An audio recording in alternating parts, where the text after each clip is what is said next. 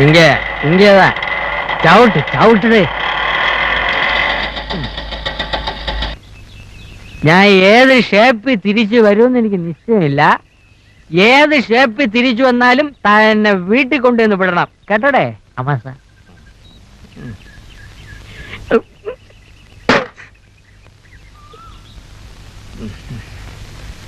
ആരുമെങ്കിൽ ഇല്ലേടേ.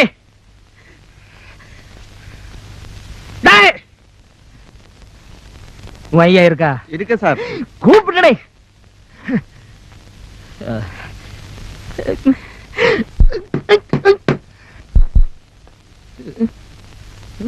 നാരായണ. ഓ നമസ്കാരം സാർ. സാറിനെ കണ്ട് അവസാനമായിട്ടൊന്ന് അപേക്ഷിക്കണമെന്ന് വിചാരിക്കാൻ തുടങ്ങിയിട്ട് കാലം കുറയായി. ഒരബദ്ധം പറ്റിപ്പോയി. സാർ എന്നെ ഒന്ന് തിരിച്ചെടുക്കണം. സാധ്യമല്ല. അയ്യോ, അങ്ങനെ ഒരു അവസാന വാക്ക് പറയരുത്. ഞാനൊരു തീരുമാനം എടുത്താൽ അതിന് മാറ്റം ഉണ്ടാവില്ലെന്ന് എനിക്കറിയാമല്ലോ. അപ്പോ സാറ് തീരുമാനിച്ചു കഴിഞ്ഞു? അതെ. അല്ല, എനിക്കറിയാൻ മേലാത്തോണ്ട് ചോദിക്കുക. താൻ ആരുവാ? നാരായണ. പൂരായണ പോവേ. തനിക്കൊരു വിചാരമുണ്ട് താ ഏതോ കോപ്പിലെ വലിയ രാജാവാണ്. താ ഒരു പുല്ലുമല്ല.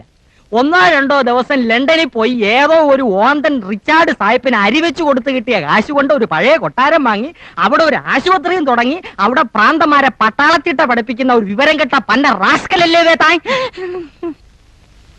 തന്നെ ഞാൻ 10 പറയണമെന്ന് വിചാരിക്കാൻ തുടങ്ങിയിട്ട് കാലം കുറയായി. താനൊക്കെ മറ്റേ ചിട്ടയുടെ ആളല്ലേ, മിലിറ്ററി. പക്ഷേ ഞങ്ങൾ ജോലിക്കാരെ ചിട്ട പഠിപ്പിക്കുന്നതിന് മുമ്പ് താൻ തന്റെ മോളെ നിലയ്ക്ക് നിർത്തണം. യൂക്കാലിപ്റ്റസ് മരത്തിനിടയിൽ പരസ്പരം കെട്ടിപ്പുണർന്ന് മരം ചുട്ടി ഓടുന്ന 2 യുവ മിഥുനങ്ങളെ ഞാൻ കണ്ട്. തന്റെ സ്വന്തം മോളും തന്റെ ആശുപത്രിയിലെ വാക്മാനും. അനാവശ്യം പറയരുത്. അവരുടെ ആവശ്യം തനിക്ക് അനാവശ്യമായിരിക്കും.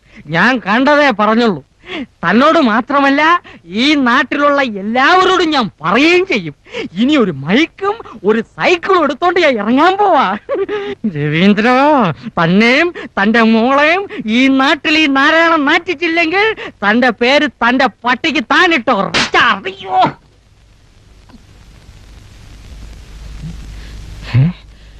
പോട്ടെ സാർ. ഹരി.